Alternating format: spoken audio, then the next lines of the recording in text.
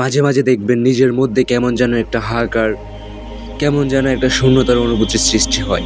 মনে হবে সব কিছু থেকেও কি যেন নেই, সবার মাঝে থেকেও নিজেকে মনে হবে বড্ড একা।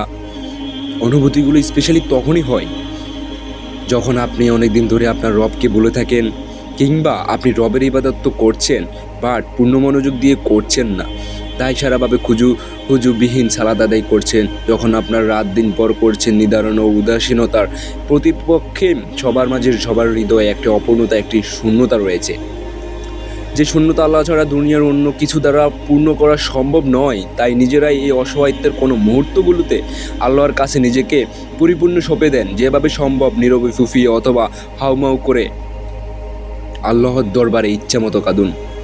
আপনার রবের কাছে যে আপনার চোখের পানি অনেক মূল্যবান, আপনি তো তা জানেনই।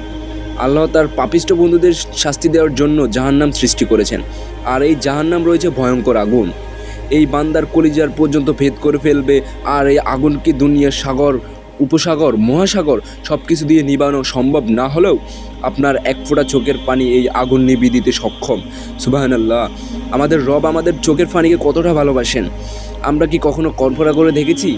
তাই দুনিয়ার খারাপ লাগা, কষ্টকর, বেদনানায়ক মুহূর্তগুলো যেন আমরা গান শোনা, মুভি দেখা, কাছের কারোর সাথে শেয়ার করা, এগুলোর পরিবর্তন আমাদের অস্ত্র দিয়ে আল্লাহর কাছে শেয়ার করি।